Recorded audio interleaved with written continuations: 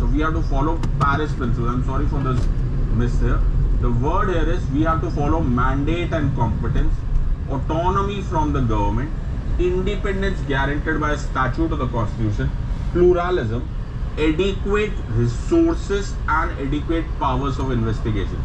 तो हम लोगों ने एक ऐसा ह्यूमन राइट्स कमीशन बनाना है जो हमारा काम कर सके. क्या काम कर सके? हमारा काम कर सके with regards to enforcement of the United Nation declaration of human rights. सुनो मेरी बात, United Nation declaration of human rights and हम पेरिस प्रिंसिपल्स फॉलो करेंगे.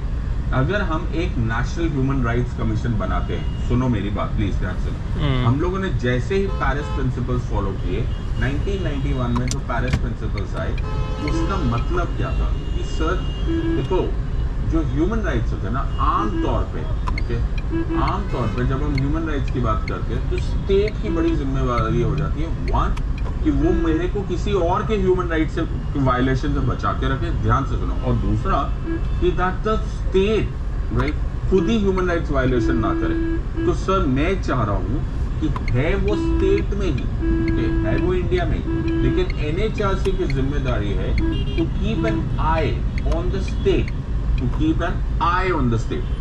बेटा ये बड़ी अजीब सी बात है. इन अदर वर्ड्स तुम एक स्टेट का ही पार्ट हो, लेकिन तुम्हें स्टेट पर निगरानी भी रखनी है. सही बात. You have to be given large amount of autonomy.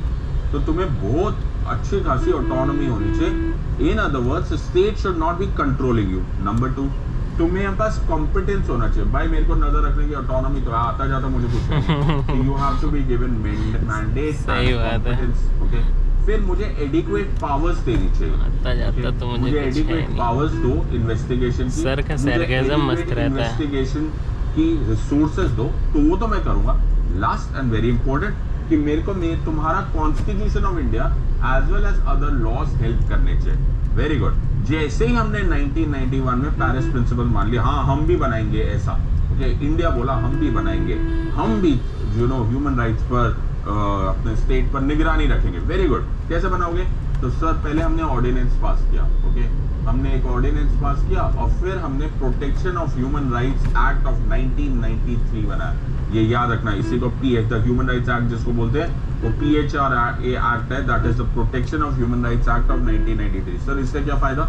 इससे सर हमने 2 एस्टैब्लिश किए. वन एस्टैब्लिश किया नेशनल ह्यूमन राइट्स कमीशन और दूसरा एस्टैब्लिश किया state human rights commission. Very good. So ये होगा हमारा पेरिस प्रिंसिपल पे हमारा भरोसा. Okay, we are going to be following the Paris principles, और हम पेरिस प्रिंसिपल्स को फॉलो करेंगे तो हमें एक almost autonomous national human rights commission बनाना पड़ेगा. नेशनल ह्यूमन राइट्स कमीशन बनाया और नेशनल ह्यूमन राइट्स कमीशन के पास सुपरवाइजिंग पावर है to state human rights commission. Very nice sir. लेकिन अब मैं तुम्हें बड़े स्टाइल से पढ़ाता हूँ विद रिगार्ड्स टू दिस. तुम्हें मालूम है that the human rights, the protection of human rights act has been now amended, right? So उसके क्वेश्चंस आएंगे क्योंकि अभी एग्जाम में आएगा. तो the amendment of 2019 के बाद अमेंडमेंट ये होगा कैसे? तो पहले क्या था वो ब्लैक में लिखा हुआ है और जो अब हो गया वो रेड में लिखा हुआ है. देखो तुम्हारा कितना सारा काम मैंने टाइम बचा लिया. ओके, अब ध्यान से देखो तुम्हारा थोड़े से मिनट्स में वीडियो में तुम्हारी ओके गाइस, मिलते हैं देन, बाय बाय. पहले लिखा था चेयरमैन